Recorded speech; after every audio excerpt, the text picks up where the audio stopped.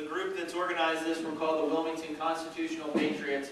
We've been trying since back in May, shortly after the tax day tea parties, to get Senator Kay Hagan to come to a town hall, even before the the town hall thing was the in vogue sort of thing to do. But we we've been given the runaround, and some folks in our group finally decided that we were going to do it whether she comes or not. So that's what we've got today.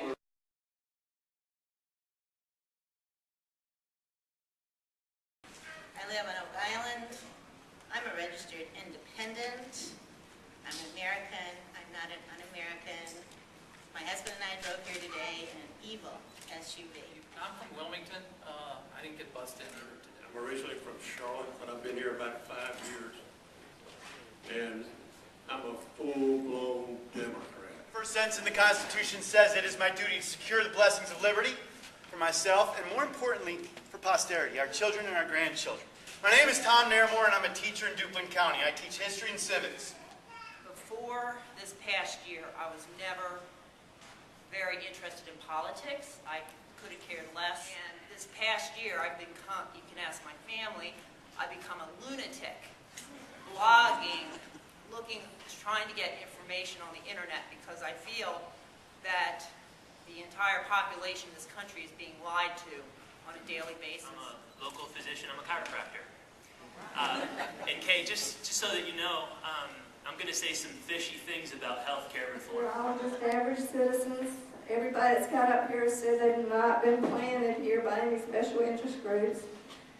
We can vote these people in, or we can vote them out. Born and raised here in North Carolina, but I have had the opportunity to live overseas. Some of you might ask why I'm here, because I probably can't even get a job yet, and I can't vote yet. But I am really concerned about where this country is going.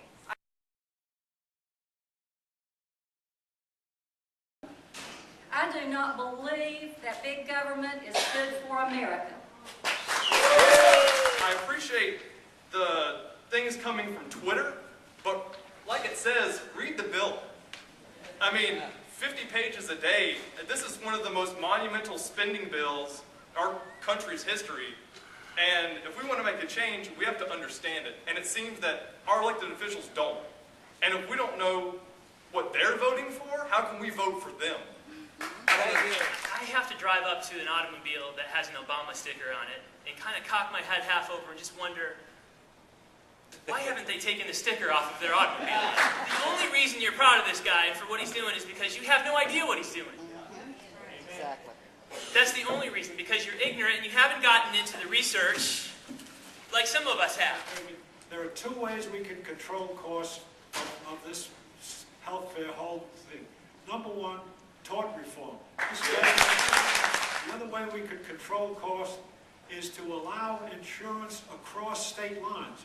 Why can't AMA has sold out to the government. The AMA will have all their wages set, whether you're a specialist, whether you're just a regular GP or a foot doctor. Can you imagine a cardiologist gets paid the same thing as, say, a podiatrist?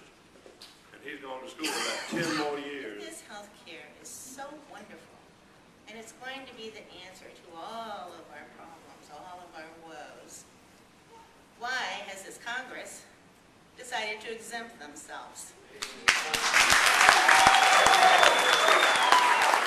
The one thing that we can do, if we cannot stop this, the one thing we have to do is to take them out of office. We have to I'm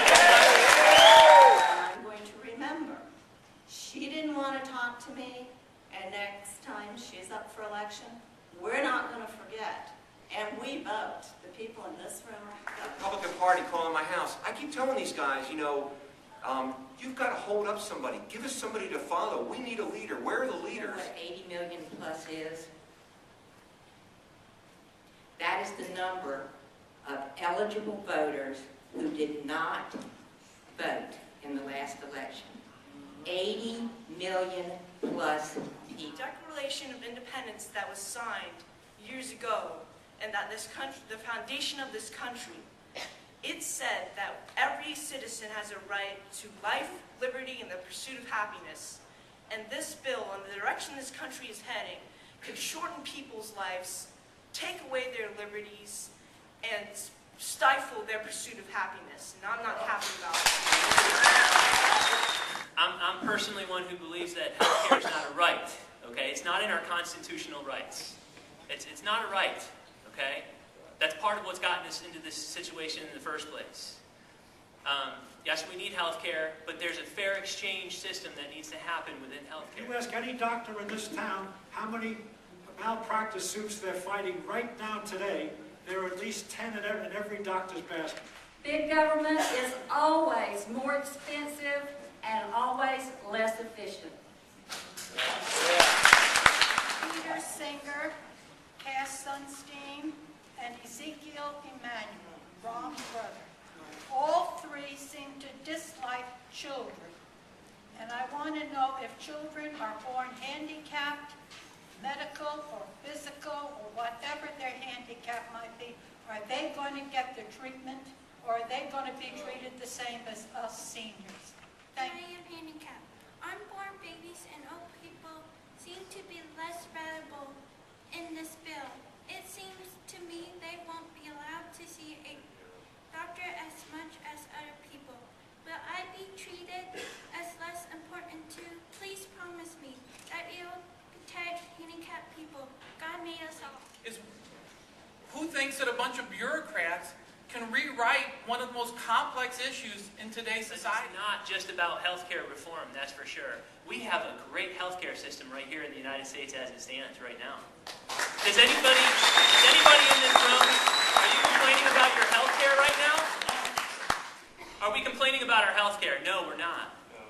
We're complaining about the costs and the bureaucracy that's related in the healthcare that's got a lot more to do with insurance than it does. Think about what Obama is purporting in this healthcare reform. He is saying we're going to have more affordable healthcare, less cost, higher quality, massive expansion, covering everybody. Everybody's in, nobody's refused. It doesn't take a medical school education to realize that something is going to suffer. And it's either going to be the quality or the cost. My question to the Senator is, if so many countries around the world, France, Spain, Canada, Australia, New Zealand, Russia, who all have these nationalized healthcare systems that are bankrupt, do our politicians believe that they are so intellectually superior that they can run it better and keep it from going bankrupt and the same problems than the entire rest of the world? Social Security and Medicare are both Ponzi scams, like what Madoff had. If you don't realize that, do research on how these things are created. They're Ponzi scams. And a Ponzi just doesn't last forever. Okay? And if you look at the government and you say, what have you done? What have you run? Fannie Mae, Freddie Mac, Social Security, Medicare, Medicaid, the post office. Show me one thing that they have done right.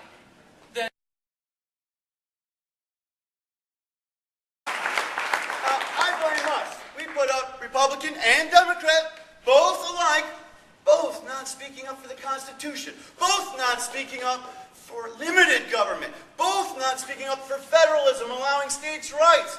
Well, I'm not going to go into all that. I just want to say, I hope you are all going to meet me on the steps of the Capitol building on September 12th. They will not ignore us this time.